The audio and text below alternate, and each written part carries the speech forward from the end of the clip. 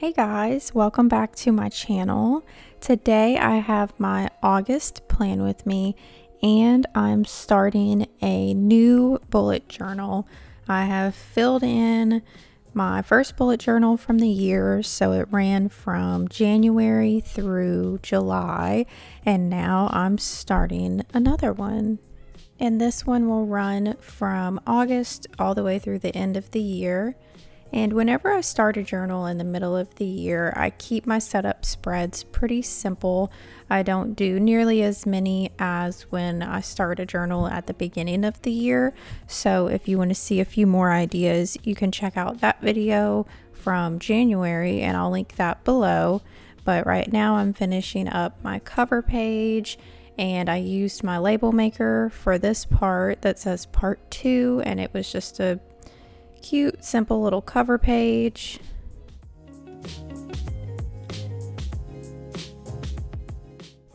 Now this spread is going to be my future log. I'm not going to put the actual calendars on here, but I am just going to put a space for each of the remaining months where I can write any important dates that I don't want to forget. But I do still keep my first journal of the year on hand, and I still go back and I look at dates that I wrote in there, and I just flip through that one if I need to find something. So this is just to have it at the beginning of this journal, but the other one is not being packed away yet, so if I miss anything, it's not going to be a big deal. So while I finish setting up this spread, I just want to catch up with y'all a little bit, because the past couple months have been super busy, really stressful. If you noticed, last month my July plan with me went up late, so you might not have even seen it. I will link it below. You can still check it out. You might like that theme a little bit better than this one. But we were in the process of buying our first house, which the market right now is crazier than normal, and obviously we've never done it before, so it was just a lot going on, and I didn't have as much time to spend in my journal, on Instagram, on YouTube. And I'm happy to say we have finished the process. We are now living in our new house. Of course, everything's not done or unpacked yet, but we are here. Things are calming down, and I'm just so happy to have my time back to do the things that I enjoy, because I really do just love journaling and sharing my journal with you guys and talking to y'all. So let me know in the comments what's been going on in your life. Has your summer been busy and stressful, or has it been laid back and enjoyable? And of course, one of the exciting things about a new house is a new office and craft space, whatever you want to call it, a studio if I'm feeling fancy. So would y'all be interested in seeing how I set that up? It's probably going to be pretty similar to what I had before, but I've never done a video showing my office space, so let me know if that's something y'all would be interested in seeing.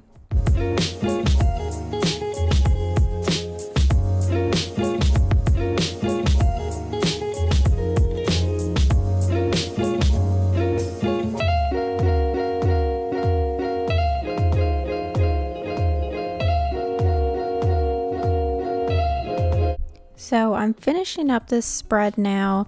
I am still keeping it pretty simple, but there was way too much space down here, so I'm adding a few little floral elements, and then I'm going to go back in with a little bit more color around the boxes, and that'll be it for my future log. Like I mentioned, it's really just a place to write down important dates, you know, put people's birthdays or weddings or holidays, that when I'm setting up my monthly spreads, I can quickly look at this spread, see what's going on for the month, so that I don't forget anything in my monthly calendar.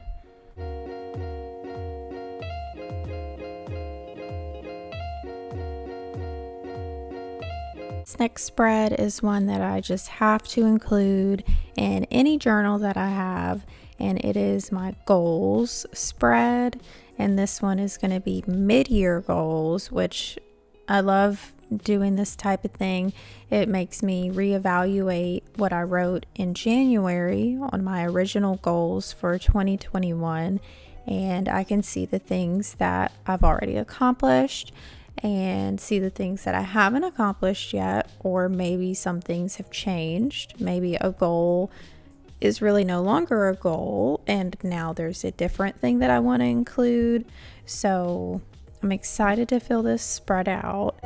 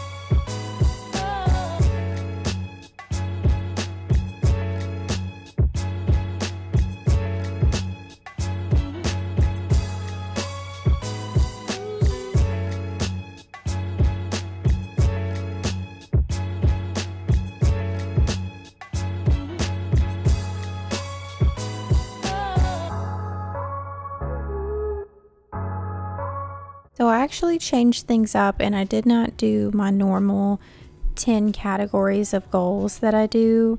Usually I follow the level 10 life goal categories, but I switched it up. I picked 8 categories. Some are from that. It's just works for me. And then I added in a few others that were a little bit more specific that I knew I would have a lot of goals for.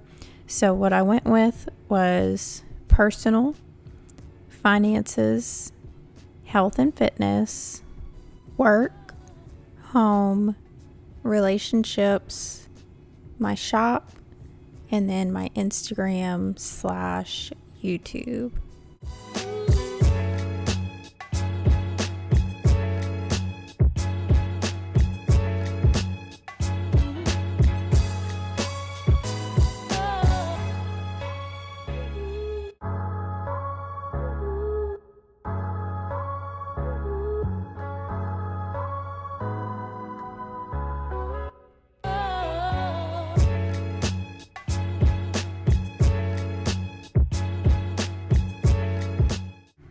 And now I'm moving on to my August setup, and I am so excited for this cover page and for this theme.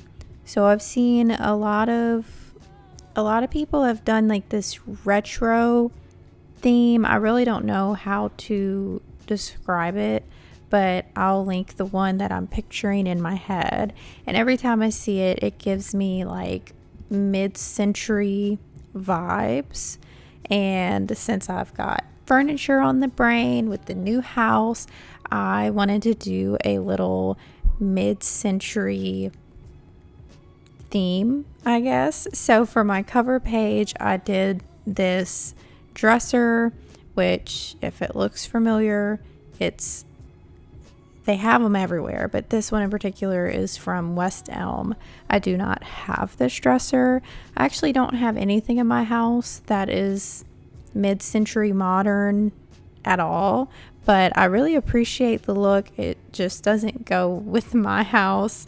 But yeah, so I drew out the dresser and then I put some decor on top, like a candle and a little tray and a vase, and then I put some wall hangings, and then of course the artwork on the wall has August on the bottom, since this is my August cover page, but this drawing turned out exactly how it looked in my head, which hardly ever happens for me. I've really been trying to branch out with my art and my drawings and just try to challenge myself a little bit more and not only do very doodly drawings. So it's obviously not super realistic, but it does have some more depth and dimension to it than what I normally do. And just to share some more insight into how I create a cover page that has a little bit more going on than just a few doodles, I actually start with my iPad, and in Procreate I very simply trace out different layouts because it's so much easier to resize things, move things around, and see how it looks that way versus pencil and paper, where maybe you draw it just a little bit too small and then you have to erase and start all over. So I figure out my layout on Procreate, and then when I translate it to my journal, a lot of times I have a hard time getting the scale of everything right. What I did this month was actually a technique that my art teacher in high school taught. You take a picture, your reference photo, and you create a grid. However many boxes you think you're going to need, you make a grid on there. So in Procreate, I just set the grid on top of it. And then in my journal, I made a grid with the exact same amount of boxes. If you look closely, you can see it's very lightly outlined. I have 4 boxes across and I believe 6 boxes down. And so then when you go to draw, you take 1 box at a time. So you can see, okay, the dresser is supposed to line up right to this grid line. So there's no doubting how wide do I need to make it on my journal to make it look just like it looks on the iPad. And this was so useful. I don't know why I haven't used this technique in so long, because when we did it in high school, we would take really detailed pictures and then turn them into colored pencil drawings or oil paintings or whatever the assignment was. And it was just so much easier to just look inside that one box and see, okay, where is everything laid out in that one box? And before you know it, the whole picture comes together. So it's definitely something I'm going to keep doing because it just worked really well for me. And maybe that tip will help somebody else out there. If you're trying to try out some new styles in your journal, maybe you want to get a little more artsy, we can kind of figure this out together. And if you have any tips that help you, definitely share down below, because I just want to improve. It's been a really fun journey so far, and I'm excited to see how much more my art can change over the next few years.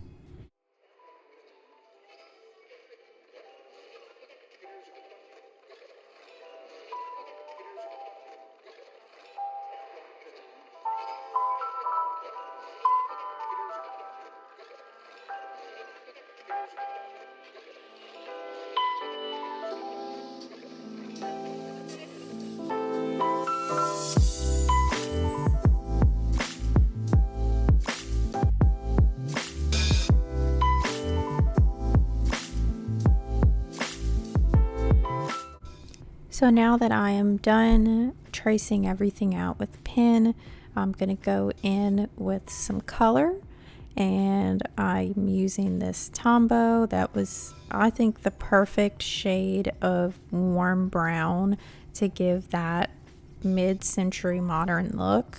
And I'm going to color this in. I'm going to also use my Crayola Super Tips for a few things, and I will try to have the specific colors to everything listed down below.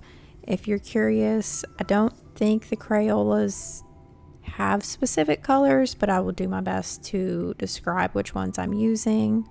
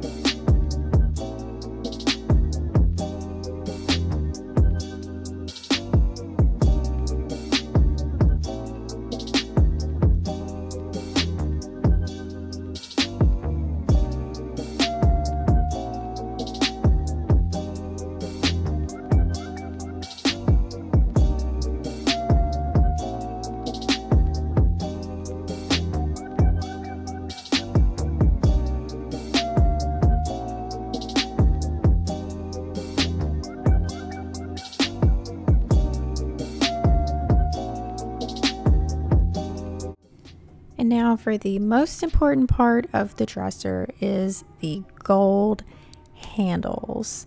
So I'm using my Archer and Olive acrylograph pen to just go and do the gold handles. And in case you don't remember, you can use my code RAY10 to save 10% off any of your Archer and Olive orders.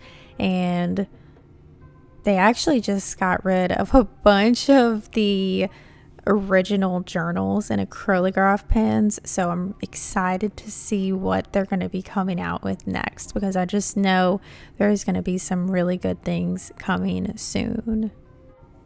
And now I am moving on to my monthly spread, and you should know by now, if you've seen any of my other videos, that each box is 5 dots wide and 6 dots long, with space for a header on the top of each box. But what I'm doing differently this month to kind of go with that mid-century vibe is I'm going to do curved corners, rounded out corners, instead of just sharp lines all the way through. I don't know why that makes more sense to me, but it does, and I'm really happy with how it turned out. So I'm just going to finish setting this up, and then I will tell you more about the doodles.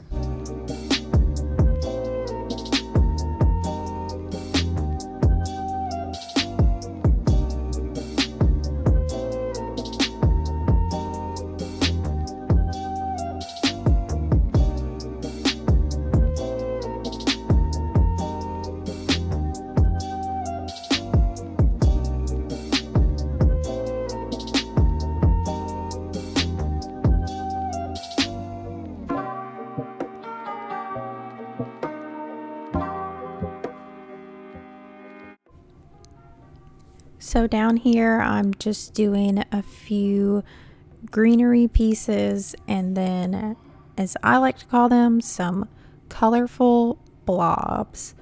These are some of the easiest doodles to do. I don't even know if the blobs count as doodles, but they just fill out the page. They're easy to do, and they look good.